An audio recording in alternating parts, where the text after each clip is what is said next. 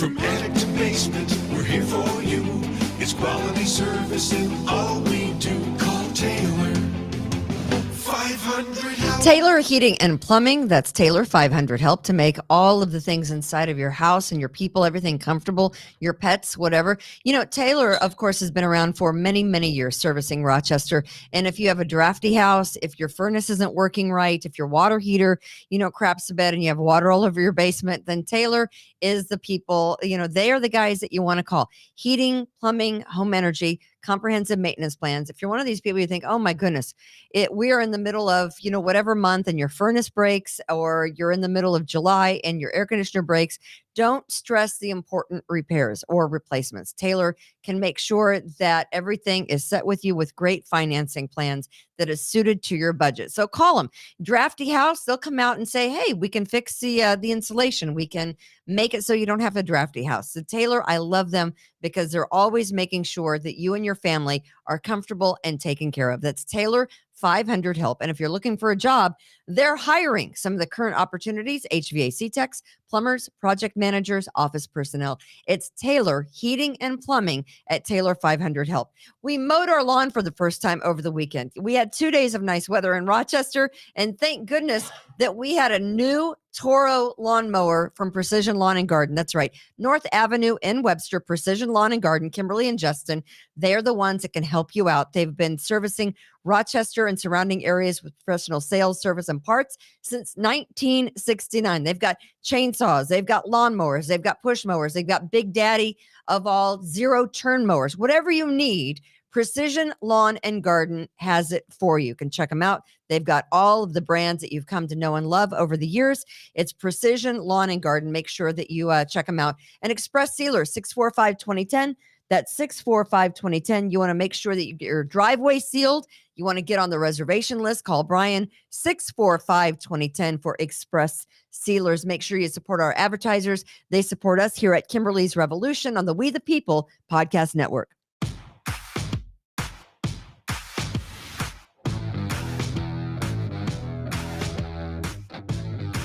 Did you say get on the reservation? Get on the reservation list. Live from the We the People broadcast studio in cloudy 52-degree Irondequoit, New York. I've been under the weather the last few days, but she always looks fabulous. Hello. Here she is. It's Kimberly Ray. Hey, it's Kimberly's Revolution. Welcome, everyone, to a Tuesday. I am Kimberly, of course, of Kimberly's Revolution on the We the People Podcast Network. Thanks, all the Patriots, for joining us today. We've got a lot of stuff that we're going to talk about today. I don't know if we're going to get to all of it. I have high hopes. So you're saying I'm screwed? That we're going to get to all of it. I'd like to. No, just Tom, Are you 5 okay? minutes. No COVID? No COVID. No COVID? Okay. You might just have a cold or allergies, Yeah. like people probably have normally. Lori tests we me. made a big Lori deal tests over? me every day for COVID. So Why? Why does it matter? no. So you might not feel great. Yeah, okay. You've got a little bug. So what? Well, my doctor refused to see me unless I got COVID tested, and I told her to go stick it. Your doctor's stupid. Yeah, I Can think we I just need say a that? I need a new doctor. You do. Yeah. But just Tom is here, even I am. though he's got allergies, he says. So he's Niagara Falls out my nose. here. Ew, God, I could go all day without seeing. You paint such a wonderful picture. Let's just say that. It was quite the storm. Yeah. Yeah. Well, good. Glad you're here. Glad you made it in. And of course, Austin, our producer, giving us a big thumbs up. We love Austin. There he is. Can I just say, guy drives like an old lady. We're pulling it. He's coming from the opposite direction in this little car for his big old self. And I'm not saying I'm just saying you're a tall, big guy. Basically, it's a clown car. Yes. Absolutely. Yes. So I'm like, Jesus, is this guy going to turn? He drives like a granny. It's Austin. Yeah. Like you drive like a granny. Well, That's what they tell me. I've seen you make the turn on 2 wheels before, Kimberlita. So we'll reserve judgment. You know what? If you ain't going fast, you ain't going. Right? You ain't first, you're last. Right? That is absolutely it. All right. So we've got a lot. Oh, and a big shout out to Scott at Rockvox Productions. Scott, Rockvox Productions, of course, he makes everything look great here at Kimberly's Revolution on the We the People Podcast Network. got a lot of stuff. And I asked you, I said, where do we want to start today? I mean, I don't know if we start, if we go heavy going in and light going out, or if we go light going in and heavy going out. That's not how you said it earlier. Go soft in and hard out. You said hard in or and hard soft in out. and soft out. Was it one of the two? I don't know. I don't know where to start.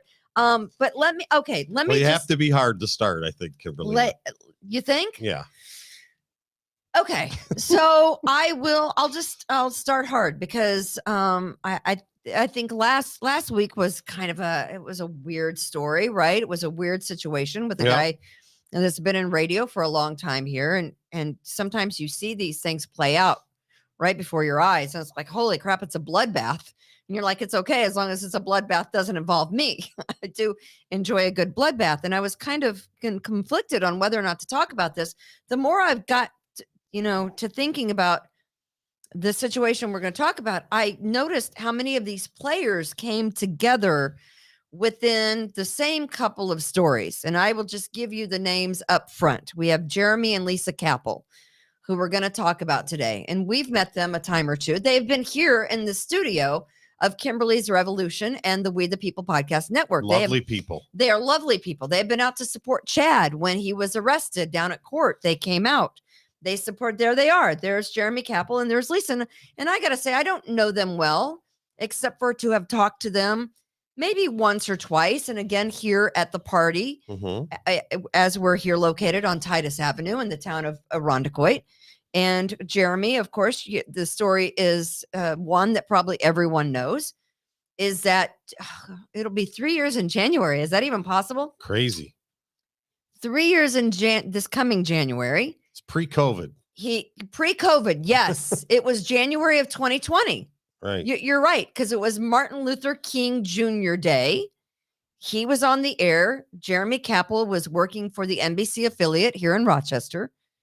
And there was something going on down at MLK Jr. Park on that particular day in January. And he had a word screw up. He said Martin Luther King Jr. Park. It was completely a screw up. Even Al Roker said, as much as people talk, there are going to be mess ups. But people made it a racist thing. He made a mistake. People made it a racist thing. Mayor Lovely Warren of this town called 10NBC, she and her minions, and made it so that Jeremy Kappel lost his job. And then everything snowballed downhill.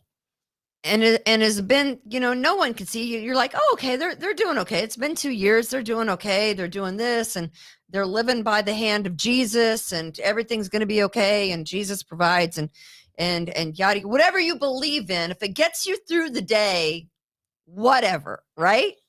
Whatever. If it gets you through the day. But it seems like the last couple of weeks, the Kappels, Jeremy and his wife Lisa, have been having a very, very, very, very difficult time. And this is playing out. It's a very ugly situation that is playing out on social media, on Facebook. And it's playing out in front of all of us. It's like the worst of the human condition, right? You can tell that Lisa Kappel isn't right. She is probably at the end of her rope, literally speaking. 3 years is a long time. It's a long time to be dealing with everything this family has gone through. One more on top of each other. Right, exactly. And I don't know what's going on in their family, and everything that she may be saying is true. I don't know. We don't know. I mean, from the outset, they look like a normal family. So we're going to talk about the Kappels. We're going to talk about Lovely Warren. We're going to talk about Tim Granison. Who started this whole thing. Who started the whole thing. Yeah. It's like Lovely is the kiss of death, 6 degrees of lovely. Maybe that's what we should have named the show. 6 degrees of lovely. Just click your heels. You wish you were somewhere else. And I think the Kappels thought, well, we'll get out of Rochester and everything will be okay. But you can't just click your heels and run from a situation. You have to try to fix things that are in front of you, but we'll get to that. So the Kappels, Lovely Warren's drug dealing, worthless, scheming husband, Tim Granison, Ted Boucher, a local businessman, very philanthropic, very influential family. He's killed and buried under a house last year. He has ties to this. Christopher Wernley, Leanne Attridge, all of these names kind of, and again, you're right. It's like 6 degrees of Lovely Warren. But first, let's tackle the Kappels and Lovely Warren before we get on to what connection the other names have to Lovely Warren and the Kappels. So here's the thing. Almost 3 years now, it'll be 3 years, January pre-COVID of 2020, Jeremy loses his job. He can't get another job. He's making quite a substantial amount of money as you would think for a man who's been in business of meteorology and has worked on his career from market to market to market to get to where he is. Yeah, very talented. He's in Rochester, freaking New York. It's the epitome of being, you've made it. Hey, you're in Rochester, New York, man. You've made it to the top. But anyway, it's a pretty good town to raise a family. It's a pretty good town. I love it here. Pretty good town to raise my daughter in. My daughter went to college, went to high school, went to elementary school, is now a local police officer. It's a pretty great town. But after he was fired for being racist, the family was down and out. They thought they could try to hold on somehow. This was quite a blow to the family, socially, economically, on a personal level. It's hard to deal. How do you keep the family together? You got to be strong. How strong for how long can you be? Well, it looks like not quite 2 years. So we're looking at 2.5 years that they were able to kind of keep things, rolling a little bit. So now it appears that Lisa Kappel is on social media and saying that their relationship is in the pits, that she doesn't look right. She looks like she's hit rock bottom. When I watch her videos on Facebook detailing everything that's going on, I mean, for God's sakes, she and the kids were living in the basement of Jeremy Kappel's mother's house. Now she's living in an RV with the kids. And she says, he's been doing this and he's been doing that. I don't know. I don't have, women didn't reach out to me to tell me about Jeremy Kappel this time. But everything, I mean, I look at this woman and I think she didn't bring this on herself.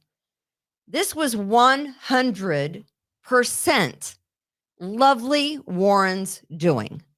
100 all politically motivated. Yeah. She shattered to ruin a family and to ruin a man's life 100%. For what? Because she had the power to do it and wanted to. Because she was power hungry. Yeah. Because she wanted to take someone down that made a mistake, that even Al Roker of the Today Show said on the air on the Today Show that Jeremy Kappel made a mistake, that people who talk for a living sometimes make mistakes. Some bigger mistakes than others. So he screwed up on Martin Luther King Jr. He said Coon instead of King. There was no maliciousness in his heart about that. But that's not what Lovely thought. So she took, to calling 10 NBC, and she made it so that this guy would lose his ability to make a living and his ability to support his family and his ability to provide a household for his family. And you could only survive so long living off the good graces of others, because other people, reached out to help him, right? Mm-hmm. There were people that they kind of jumped from house to house because they didn't have an income. And some would say, well, he needed to go out and find a job. He wouldn't go out and find a job. No one would hire him for enough money to pay whatever his mortgage was. All right. I know there was a GoFundMe, but quite frankly, they hit rock bottom. This is something that was never going to go away from them. They could try to build things back up, but there were still the haters out there online calling them all sorts of names. Everything that they could have thrown at them has been thrown at them. Well, just from my perspective of you, when you came to see Chad and I, and then we made the announcement that you were going to sell real estate for us as a contractor. I mean, you're not an employee of ours, and people were calling nonstop, basically saying, and my question to every one of them was, okay, let's assume she's the most evil person that ever walked the face of the earth. Satan incarnated. Satan incarnated. Yes. How long do you think is reasonable that she should go without a job? Yeah. That she should go without being able to support her family? And their answer unequivocally was forever. That you should never, ever, ever be able to say or do anything again. That you 100%. And how you get to that form of evil where you just wish that somebody just suffers forever. Something's wrong with you. If You're the like one that. with the problem. Without a doubt. And I just couldn't get past these people, because I was trying to understand what their thinking was. Well, let me just tell you, it's just crazy how these people just get these things in their heads, and they just don't move off of it. They don't. And now we're getting Elon Musk with his purchase of Twitter. Yeah. And they're going crazy about that. So here's what I will just say. When I look at Lisa Kappel, I think she has reached rock bottom. She can no longer hold this together. You can't. I mean, God is only going to help you so much, right? I mean, she is at the point where she is on. This is it for her, right? She is holding on by the thinnest. They have fought the good fight for so long against this whole thing that was not of their doing, right? It wasn't just, it was he said, I said what I said. Yeah. I said it. You knew what you were saying. I knew what I was saying, and I said it anyway, and I did it. Right. All right. Sorry, I said it now. Wish I hadn't have said it. But I said, he made a mistake. And their family has suffered tremendously. And she is on her last, you could just see it. And, she might be medicated. It seems to be. And how could she not be? I mean, people think, well, they're pulling themselves together and, Jesus will provide. Bullshit. Jesus isn't going to provide. Money's a terrible problem for families. Yeah. And then you throw in everything else on top of it. Mm-hmm. First off, you're losing your money. Then you have people that realistically hate you. And the hate is strong, guys. I mean, so I talked to Barry the other day. Oh, yeah. This is interesting. I talked to Barry the other day, and he's going down the road, and we had a good laugh about it, but it's not really disturbing. It's not really laughable because this is what people don't realize we deal with every single day of our own making. Well, I don't deal with absolutely anything. You don't deal with it. So Bear is going down the road, and he's at Aralt and something. I don't know. He's over in Fairport. Turk Hill Road. I don't know. He goes, I was on Aralt, blah, blah, blah. All I hear is Fairport, God's country. And he goes, I'm just minding my own business, and I'm sitting there at the stoplight. And he said, this guy pulls up beside me, and he's got his window rolled down. And he's like, the guy is like maybe upper 20s, maybe 30-ish, early 30s, if that. And the guy is screaming at him, you racist piece of shit radio guy. He's screaming. Bear said he was literally, spit was coming out of his mouth. The guy was so angry. And this was just a couple of weeks ago. Mm-hmm.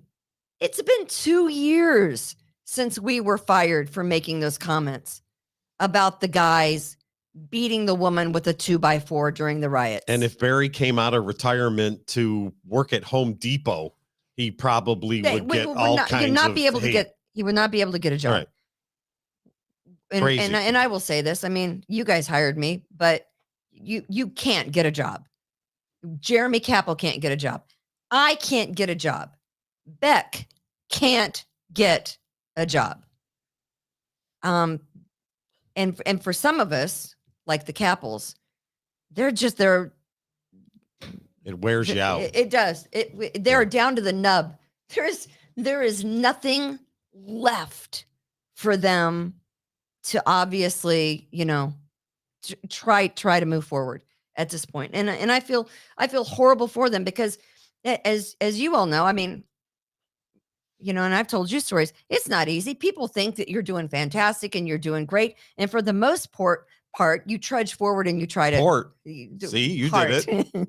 Yeah, for the most part, you just trudge forward and you don't let the bastards win. That's always been my motto. I'm not going to let the bastards win.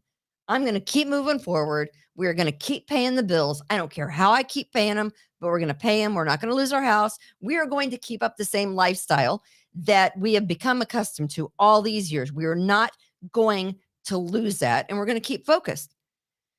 But it's so hard sometimes. As my brother used to say, every morning you got to get up and make the donuts. Somebody's got to make the donuts. Somebody does. And there have been times after all this happened, just like the Kappels have been on their kitchen floor thinking, I cannot get up. I cannot get up today. And thank God Rich was there, because you get up. You have to get up. But I will tell you, I feel for them, and all of this. Yeah, I think we all do. 100% wouldn't it. The relationship might have played itself out with whatever Lisa's saying is going on down the road. Maybe a couple of years from now, she would have said, you know what, whatever's going on between Jeremy and I can't do it anymore, whatever. But it wouldn't have played out this way. It didn't have to play out this way. Lovely Warren is the reason we are seeing this ugliness between this couple play out on social media. And it's because she wanted political props only with her constituents. Only not thinking at all of the repercussions of what she was doing. Didn't care about the repercussions. Didn't care. Didn't give a shit. Didn't care. Just want to point out someone who made a mistake on MLK Jr. Day. Right. Just wanted to ruin someone's life for the sake of ruining someone's life. Just because she could. Because she could. Mm-hmm. And she did. And now here's this couple that was raising their house and paying their bills and living a wonderful, joyous life. Or maybe they weren't. I don't know. But it seemed to be that they were. And now he's tried. And now here they are. Hopefully they get it together and live happily ever after. I mean, we wish the best for them. So here's Lovely Warren. And what does she have to do with Tim Granison? Oh boy. Well, Tim Granison is clicking our heels. Drug dealing. we're clicking our heels. We're moving right along, right? There's Tim Granison. Do we have another picture of the lovely family? There we go. That's whole family. See, that's the daughter that he decided to take along with on drug deals. I don't know if Lovely Warren knew that he was taking the daughter along on drug deals, but that's Mayor Lovely Warren. That's Tim Granison, who was actually he was the getaway driver when he and some of his buddies robbed a jewelry store in Greece in the 90s. But she said, he's grown out of that criminal phase and I'm going to marry him and have a child with him anyway. And she did. And now look, Tim Granison, the estranged husband of former Rochester Mayor Lovely Warren. Estranged? That means they're still married. She never had, it's been the longest divorce ever, right? I guess. I mean, it's been a long time. He was in court yesterday in federal court, and he has pleaded guilty to conspiracy to distribute cocaine. He was one of the major players in a mid-level, drug operation that he and his buddy Jason Siplin ran together on the streets of Rochester out of a Glenwood Avenue house. It was a drug house. And so Tim Granison would meet up on a regular basis with this Jason Siplin guy, and they would, pick up drugs and then supply other drug dealers. And then they would also supply people that they had that in their network that were their customers. Mid-level drug dealers, right? Yeah. Not real high, not real low. Anyway, so this is like a plea deal that he's worked out. Oh, somehow. He actually got something? He pleaded guilty. I think he's going to be sentenced in September. I don't expect him to probably do more than I think he's going to have to do some time, but I don't know how long time it's going to be. Should be a lot longer than he'll probably get. But so Tim Granison and Jason Siplin have a connection to this weird homicide situation that happened last summer here in Rochester on Hellendale Road. Have you heard about this? I have. 6 degrees of lovely. 6 degrees of lovely. So there's a guy by the name of Edward Ted Boucher, and his family had run a very successful business for a number of generations here in Rochester. He was a Brighton businessman. He known for local, they gave to the arts. They were very, they were about town couple. Ted Boucher, businessman, and it's a kind of a crazy story that last summer, this Edward Ted Boucher, this Brighton businessman, I'm trying to find the name of the company. Is this name Edward Ted? Isn't it Edward? It's Ed, but they call him Ted. Is it Ed or Eddie? I think it's Ted. So his name is Edward Boucher, and they call him Ted. I don't know why, but he headed. Okay, needed clarification there. Caldwell Manufacturing, a worldwide supplier of window and door manufacturing. The 4th generation of the Boucher family to run that company here in Rochester. So he and his wife were a couple about town. They gave to the arts. They were major contributors to other charities. They were giving people. Mm-hmm. Mr. Boucher was very giving. There was a lot of Mr. Boucher to go around.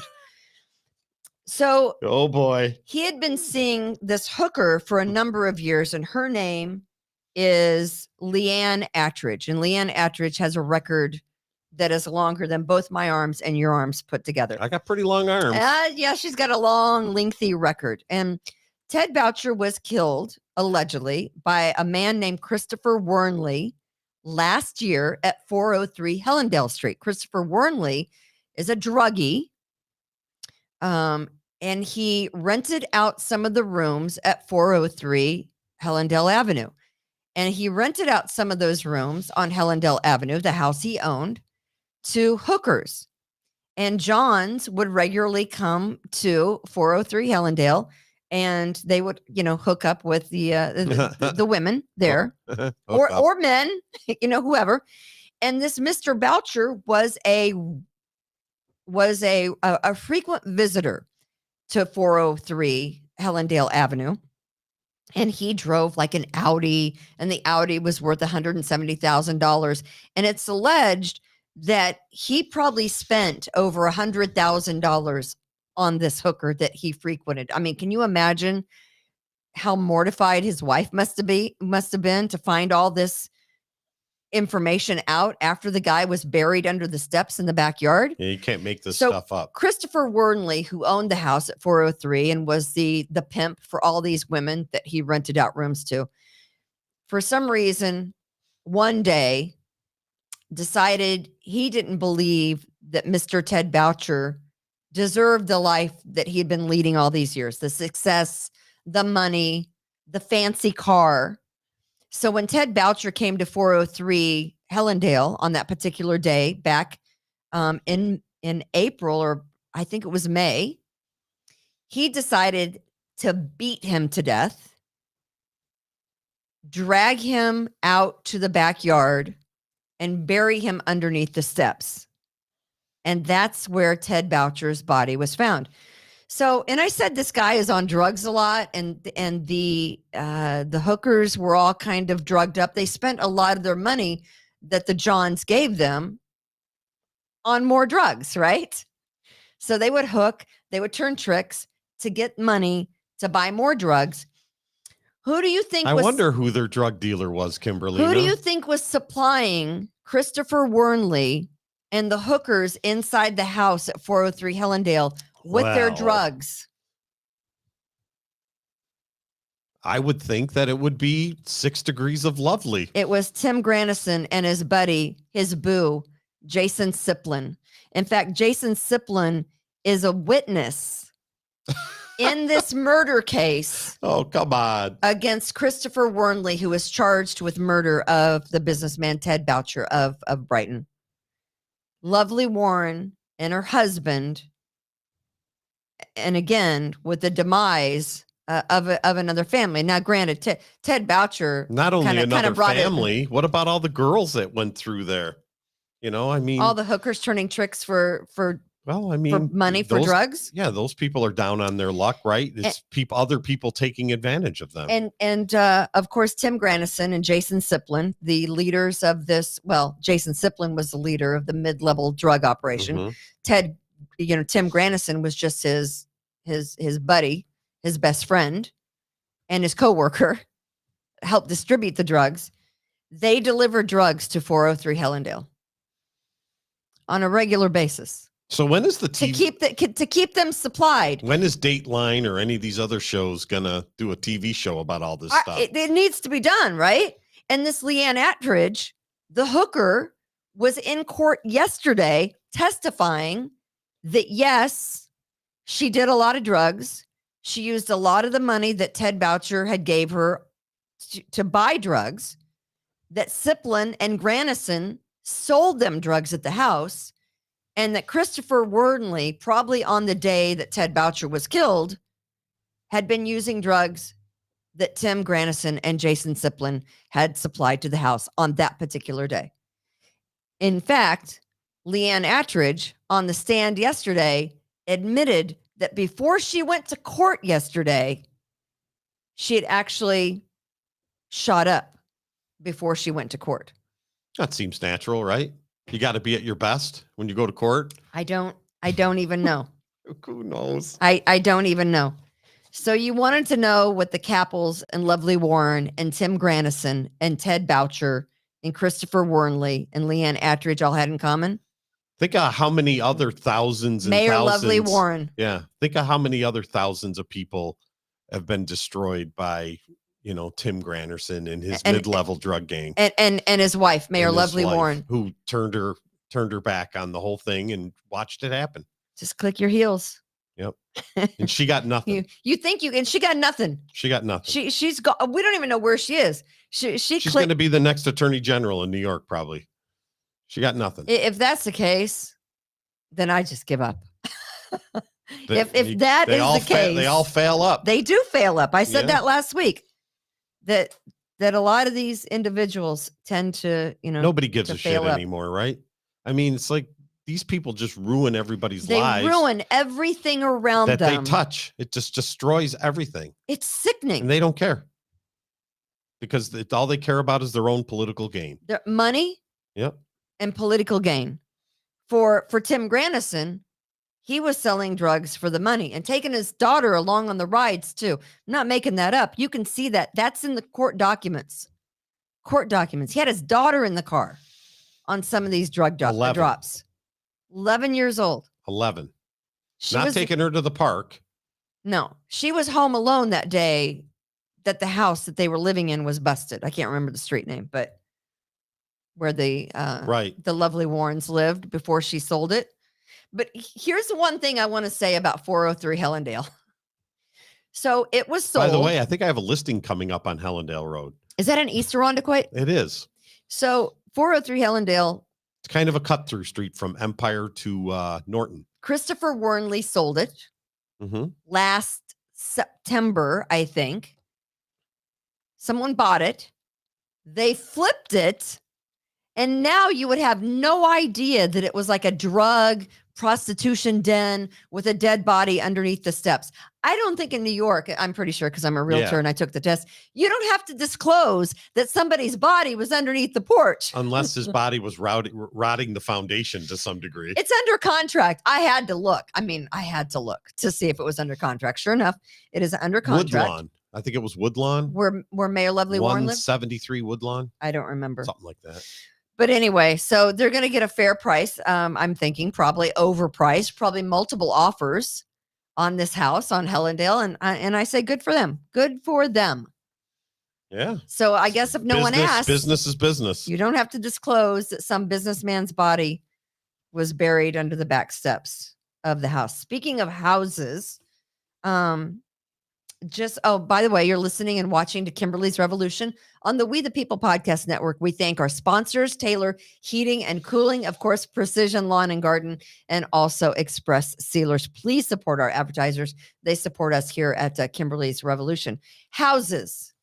Yeah, we do that. We do that. We fought. There we go. We got folders. Hire us. You'll get look at how beautiful this folder is. Yeah, we have folders. That means we're professional. That means we're professional. So buying a home is getting a little bit more painful. The median existing home price in the U.S. hit an all-time high. You're cutting into my stories. You want to guess? I know what the answer is. $375,000 in the month of March. That's up 15% from a year ago, right? Yeah, sounds about right. So you're looking at mortgage rates and higher home prices. The average borrower is paying 38% more today than you would have on a home a year ago. Pity. Do you know what pity is, Kimberlina? What's pity? Principal, interest, taxes, and insurance. The banks use, it's always been 28%. Pity. In other words, your housing costs can't be more than 28% of your gross, I believe. Could be that. But now that the cost of the house is going up because interest rates are going up, 15-year mortgage is now over 5%. It a is. 30-year, I mean. The average 15 is between 4.5% and 5%. It is kind of crazy. Yeah. The average rate on a 30-year mortgage rose to 5.11%. Yeah. From 5% last week. And that's according to Freddie Mac. The last time it was higher was in April of 2010. Who was president then? Yeah, another Democrat. Freddie Mac says the average rate on a 15-year fixed rate mortgage, if you want to like refinance, that rose from 4.3%. It rose to 4.3 from 4 last week. And this is all artificial. This has all artificially been done by the banks. The Fed has not officially raised their borrowing rate yet. So the banks are just being proactive on this. They know it's coming, and so they're raising their rates ahead of the game here. I mean, it should definitely shut the market down. In fact, the March numbers here locally are down 3% than what they were the previous month. So we're starting to see the market slow down. But there's such a historic limited number of houses for sale. There is. There's not a lot. That even though you have less buyers in the market now because their affordability just dropped because they can't, you're not going to spend $3,000 a month to buy a house. So, if you can't get the buying power of the public, now all of a sudden you're going to have less buyers. And if you've got less sellers and less buyers, that's going to create a more stability to the market. So I had a guy that reached out to me from Florida, loved my client. And he said, and I was kind of conflicted on whether or not I should list this house. I listed it a couple of days before Easter because I knew every day that interest rates are going up. Interest rates are going up, which means some of these buyers in the market that we were selling at, and we listed the house at 134. We listed the house for 134, and I thought people in this range are tight anyway, right? Yeah. So they're tight on what they can afford. They're usually right up to their max level. We don't want interest rates to go. Let's just get it up before interest rates go up again. So we did. Luckily, we got an offer.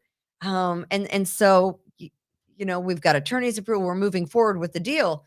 But people in this first-time home buying range are really going to be the ones that are most affected, I think, by the higher interest rates, or the ones that are they can only afford the 120 to 150 range house. Well, it makes a difference in your mortgage payment. Who I've been talking to lately is the people on the other side when the tax man comes looking for them. A gentleman I just talked to half an hour ago, he purchased a house over in Penfield for $285,000. It was assessed for $163,000. And now with the update in Penfield, he got raised to $285,000, and his taxes are going to go up $2,500 a year. So we'll have to see how this all plays out in a few years because of this balloon market is really, it's really driving the taxes up as well. Right. Not every town goes up like that almost immediately. So some towns and areas are different, right? So we always say location, location, location. Yeah, that's number one. Where you want to live. Well, for some people, they might not want to live next to an airport because of all the traffic, right? So, and I always say, our planes traffic. because of all the overhead traffic, the noise. Okay. I always say, I'm never again going to live near railroad tracks because I don't want to hear the trains.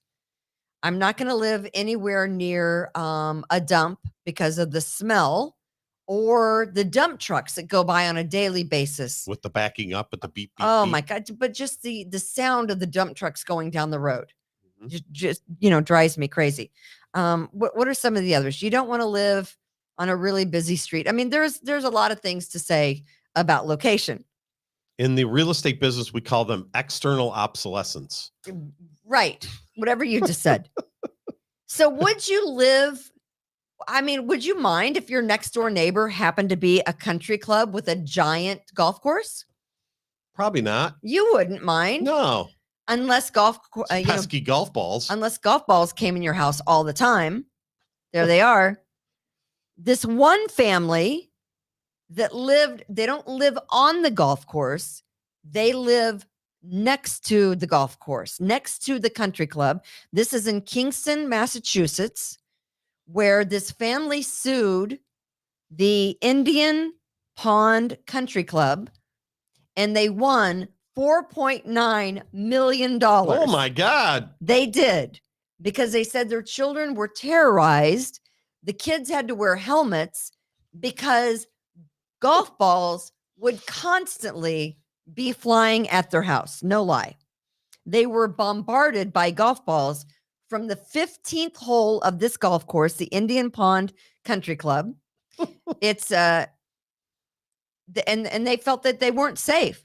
They'd been living in the house for a month when they had their first close call with a golf ball. So this family told the Boston Globe that they were unbuckling their newborn daughter from her car seat in the driveway when a golf ball came whizzing by, barely missing their daughter's car seat and landed on their feet. Other children in the neighborhood wore helmets when these are all the windows that they've had to replace in their home multiple times. So now they just got to the point where they just put plastic over them. They didn't even replace the windows. They just put plastic over them. They say they haven't been able to enjoy birthday parties or be outside during golf season because it's too dangerous. Golf balls have obliterated the side of their house, leaving siding falling off. And they just stopped making repairs because it got to be too costly. This is a $750,000 house, 3,000 square foot, and is right next to the 15th hole of this golf course in Kingston, Massachusetts. Night putting with the daughter of the dean from Caddyshack. Oh, they're out there night putting. Night putting. Yeah, but can you imagine? Well, sell it to me for $325,000. I'll move there. Here's the problem. You have to realize you just sell beer out on your lawn to the golfers, and then they'll leave your house alone. You have to realize you're living next to a golf course. Where do you think the balls are going to go? Nobody hits them straight. I mean, honestly, even Tiger can't drive straight. When you're looking for a house, is it too soon for that joke? Say to this is one of their windows that they have replaced on numerous occasions. Say to yourself, is that the golfer coming to look for his ball? No, that's the guy who owns the house. That's the guy that owns the house. That is Eric Tenzar. Eric Tenzar and his wife and family own that house, and they were just awarded $4.9 million. Good for them. In a lawsuit against the country club. So here they are.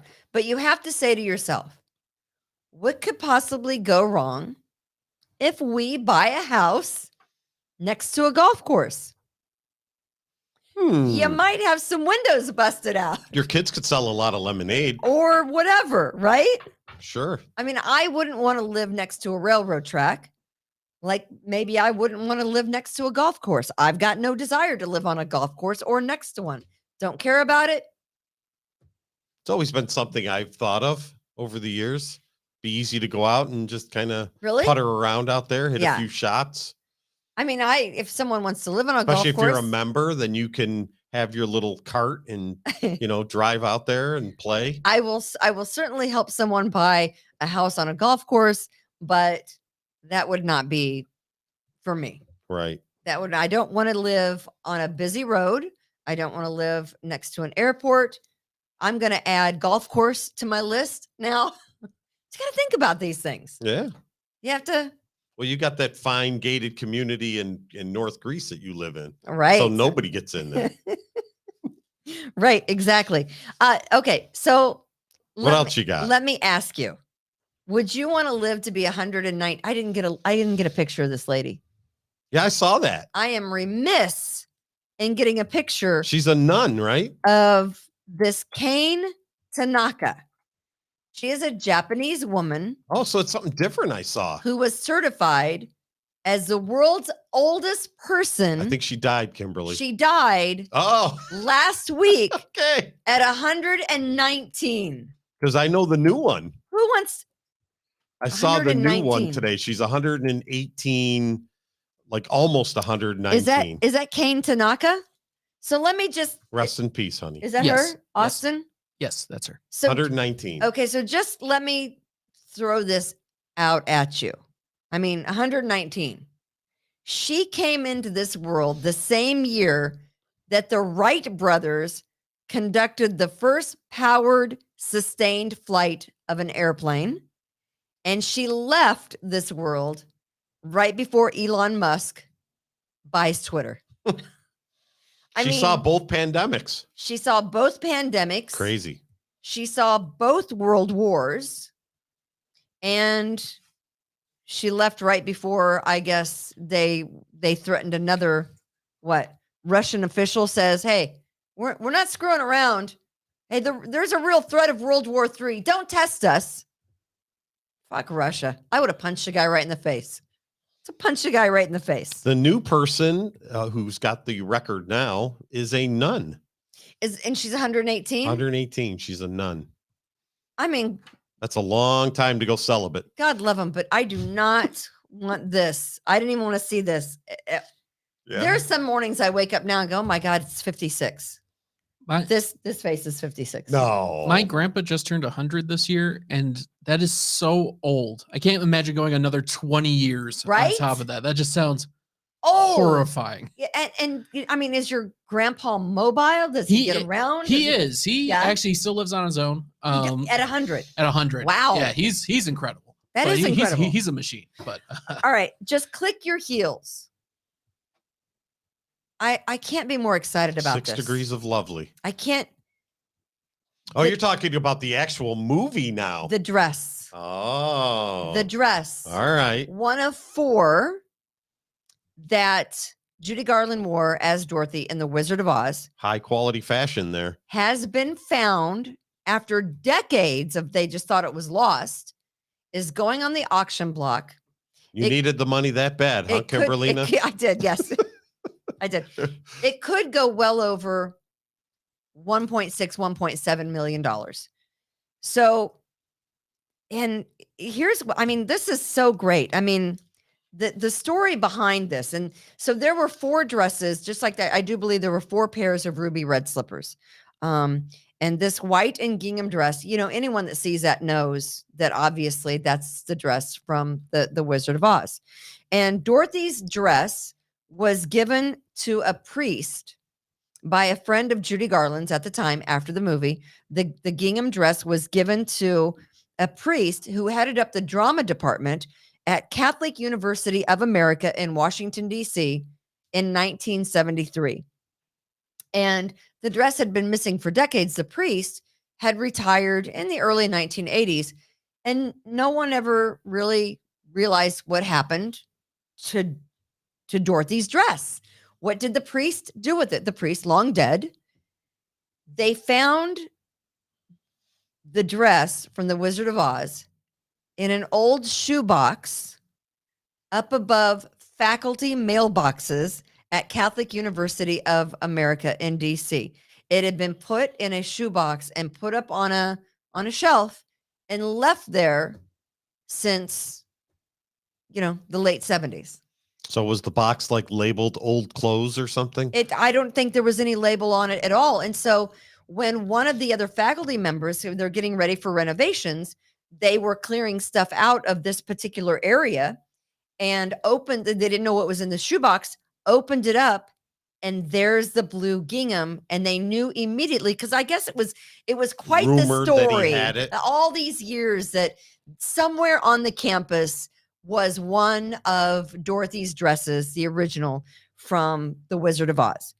And on the label it said, so on the fabric label from the Hollywood seamstresses, they were all labeled. Each dress had its own label. And this one in particular said Judy Garland 4223. So as soon as this was found in the box and they saw the label on the back of the little gingham dress, they called the Smithsonian, because you have to make sure that it's authenticated, right? Before you go forward with any kind of auction. And of course, the Smithsonian said, yes, indeed, that is one of the 4 dresses that was used. So who gets the money when it sells? The Catholic University of America. Of course, it's the Catholics, right? The university will get the money. But isn't that, 83 years later after the movie, one of the dresses is found. And to me, and people will say, oh, you don't really understand. There's a whole political meaning behind, the book and the movie. Actually, the Frank Baum's book, The Wizard of Oz, which he wrote in 1900, they say has a whole political thing and of what was going on at the time. And he wasn't a fan of McKinley, who was elected president in, I think, 1890 something. And this was L. Frank Baum's message to the world that we really don't understand. The Wizard of Oz, screw that. It's about a girl and her dog and the shoes, which are fabulous. And there's no place like home. You can always go home. I was always a fan of the Scarecrow because my entire life I've been searching for a brain. Have you? Yes. I understand that. Yes. I understand that. Because the heart I got, it's the brain. That's the, that's you the got tough a one. good heart. You've got a good heart. You've got a good brain too. But those characters are just phenomenal. And people will try the lion to and read their own story Tin Man. Of course. Just great characters. But the fact of the matter is, political or not, to me, it'll always be about a girl and her dog and those fabulous ruby red slippers and that dress, which is iconic. And now it's going to be sold at the auction house, I think, here just in a couple of weeks. And if I had the cash, believe me, You'd be in on the bidding. I would click my heels. I would ride my bike, and I would buy up all of that paraphernalia. Right. If I had all the money in the world, that is what I would invest in Tesla. It's down big today, like all the other tech stocks. Why? Because of Elon Musk buying Twitter? Yeah, part of it. But the tech stocks are collapsing today. But yeah, they say the white shirt is not in great condition, that the fabric is ripping. And she's no Winnie Cooper, though. Judy Garland? No, she never did anything for me. What an interesting. What about you, Austin? Are you a Judy Garland fan? I love The Wizard of Oz. I know so many kids that never liked The Wizard of Oz because it scared them. Sure. I was never flying monkeys. I was never scared by that. Just fascinated by the whole thing from start to finish, from the first. All you got to do is just stay on that yellow brick road. There's nothing wrong. That's right. And the whole, brilliant light. And I have been Dorothy and I have been Glinda the Good Witch for Halloween.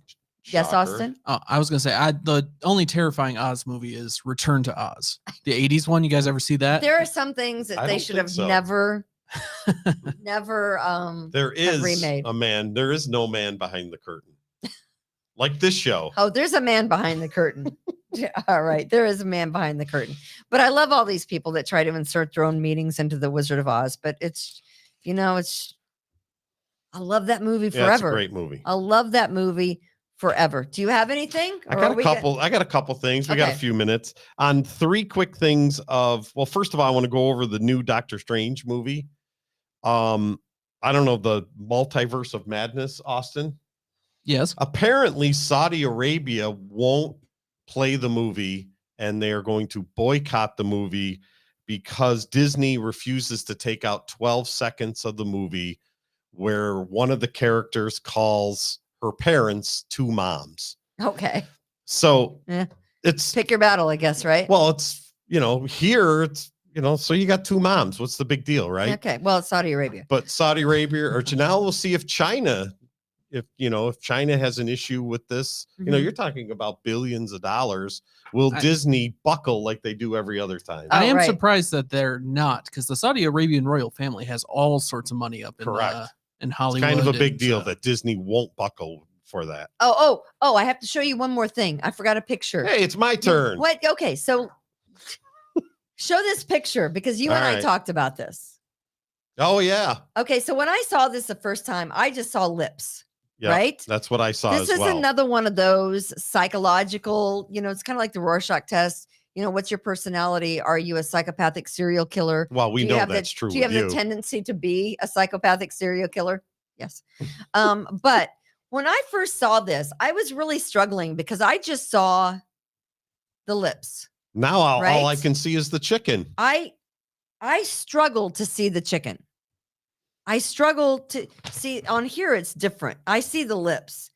Is it backwards because I'm looking at it backwards? I'm not sure. But anyway, so they say that it's an optical illusion, and based on whatever the first thing you see is, kind of says a lot about your personality. If you see the head of a chicken, then they say you're really shy and you're really introverted. But if you see lips, that means you're confident, you're strong, you're independent. And I got to tell you, I struggled for the longest time to see anything but lips. I was like, where in the hell is the chicken there? Do you see where's the chicken? Well, like what does it say about me lips. That the first thing I saw was a woman eating like a parakeet or something? Like I saw them both at the same time. I don't see that either. Oh, like she's just like she's got like a bird just in her mouth. Just out. I don't see that. No, she's eating a bird. I think people, that this is clearly someone who has way too much time on their hands. But I think, Austin, what you said before, if you pan it out a little bit more and see the whole page, it changes your perspective. Yes, everyone. When you go close up, I see chicken, but when you pan out, I see. Everyone else can see. I see lips. The full picture right now. Right. Oh, okay. Yeah. It's only the way that our screens are set up. All right. I can only show part three quick things on disturbing. One quick thing. We only have time for one. We're out of time. No, we're out of time. These are real quick on things that everyone's nightmare. If you think about everything. You're doing 3 things? Okay, a man went to the dentist and he swallowed a drill bit. The dentist, the bit came off while he was Are we sedated. Going somewhere with this? Swallowed a drill bit, had to have surgery. Okay. Yeah, okay. That's bad. Another woman who in the mountains somewhere in the Rocky Mountains was using the porta potty, and she dropped her cell phone in the potty. Oops. And trying to get it, she fell headfirst into the porta potty. I don't believe it. Well, supposedly she did that. Think of that. Okay. What would be the bigger was she nightmare? Drunk? No, apparently not. I don't believe that either. You don't believe that anybody could fall headfirst into a potty? I don't even. A pity potty. See what I mean? Porta potty. And now we're back to Jeremy Kappel. We understand how the mistake was made, right? I can't talk to begin with, Right. so that's fine. Well, the hell with it. I won't throw it at you this time. Don't throw it at me. All right, that is going to do it for Kimberly's Revolution. Program note: I will not be here tomorrow because I have to take a class. Whether you guys do the show, I have no idea, but you are more than welcome. But I am in a Greater Rochester Association of Realtors class, and I will not be here tomorrow. Don't you have your 20 hours yet? I do not. It's continuing education that we have to do 22 hours every 2 years. Money grab. I have to do 50. Why do you have to do 50? Because I have 28 and a half for my, or 28 for my appraisal. Appraisers. license. Yeah. So it's a lot. And you have to get those classes in where you can. But anyway, that's going to do it for us. We hope you enjoyed the show today on Kimberly's Revolution. We're on YouTube. We're on Facebook. We the People Podcast Network on Facebook. Please like us. Tell your friends. Leave us a review on YouTube, Kimberly's Revolution. I will be yes. the greatest. He's coming back. that God He's ever on Twitter. created. No, actually, he said he's not going to go back on Twitter. Why would he? Right. At this point, he's moved on. Absolutely. Why would he? All right. That's going to do it for us. As always. God bless. Be kind to others. From attic to basement, we're here for you. It's quality service in all we do. Call Taylor. 500.